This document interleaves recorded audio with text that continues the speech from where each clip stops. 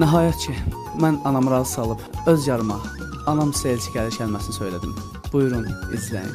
Həsrətimiz oldu vüsal, anam sizə elçi gəlir.